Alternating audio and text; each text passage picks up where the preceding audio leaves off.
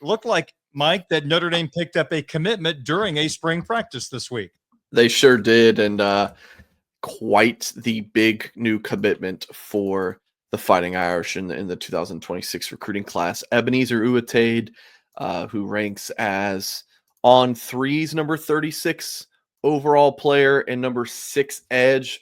The other rankings websites have him ranked in the 200s nationally, but I would guarantee that maybe not guarantee, but he's going to be a consensus top 100 overall player. And I personally think borderline 5-star player.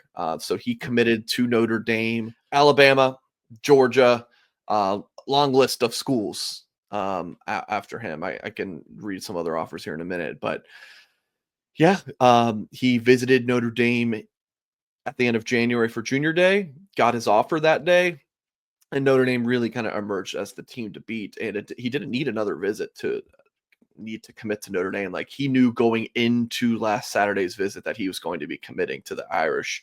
Like, some people on staff knew, and then he revealed it officially to Al Washington and Marcus Freeman. It's my understanding they like printed out his commitment graphic on a piece of paper and kind of like showed it to Coach Wash and Coach Freeman. And so that was a pretty like cool, unique moment for him to be able to commit in person. Usually it's a phone call when you commit, and he got to do it face to face. So he announced it on Saturday afternoon near the end of that scrimmage on Saturday, Darren. So yeah, absolutely huge commitment. He's a little raw as a prospect in terms of just like overall technical pass rushing ability.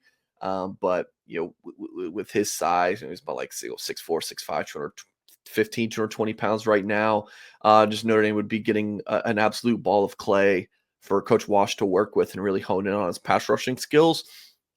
And he has just got a motor for days. Like, this kid plays extremely hard, and his best football is certainly in front of him. So Ebenezer Uatade committing to Notre Dame over those big time schools. And, you know, you just go through his offer list, and, you know, Ohio State is on there, Auburn, Miami, Penn State, just a few of the others. So a lot of big time schools were after Ebenezer Uatade, and you know, defensive line recruiting we'll talk about in a minute, Darren. It's definitely on the upward trajectory. What's the latest on Rodney Dunham? Yeah, he's announcing his commitment on Thursday, April 10th, with it's Duke, Tennessee, South Carolina, Notre Dame, Georgia. So this is the 5-star edge out of Myers Park in Charlotte, who I believe we've been talking about every week this year, pretty much. Number 19 overall player, number 3 edge, according to the On3 industry ranking, a 5-star prospect. And the consensus among insiders is that whole pick Notre Dame. I know we had a really good visit to Georgia this offseason, and Tennessee badly wants him, but you know, I was first to log a prediction in the industry for Notre Dame here, and still feel pretty good about this one. So are you telling me, Darren? I mean, look, we talk about this. Defensive line recruiting over the past few years, has it been good? Yes. Has it been like left more to be desired when you talk to Notre Dame fans? Yeah. So you have Ebenezer Uatade, who ranks as the number 128 overall player, 18 edge. But again, you look at the On3 ranking, 36 overall.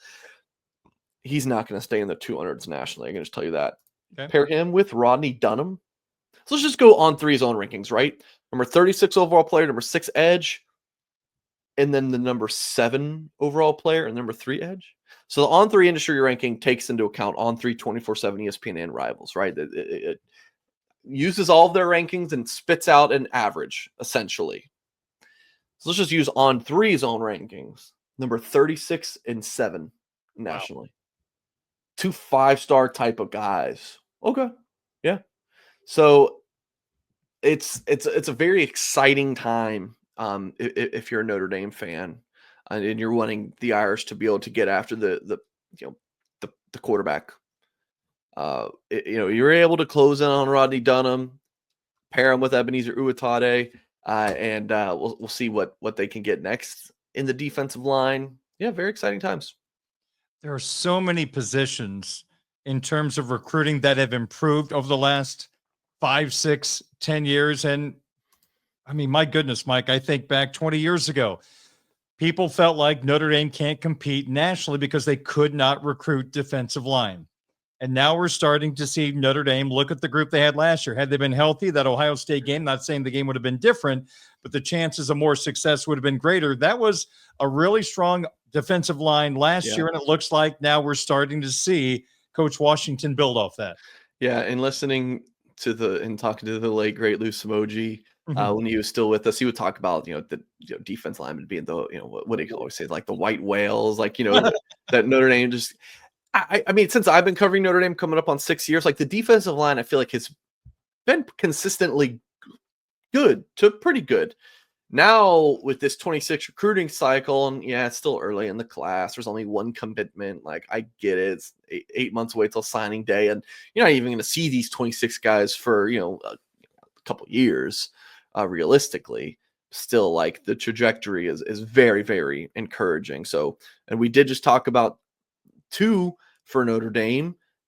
I want to just go through 1, 2, 3, 4, 5, 6, 7 others who I think that Notre Dame is in pretty good shape for, and they're recruiting hard. Corey Wilder checked in. He's listed at 6'3", 230, Darren.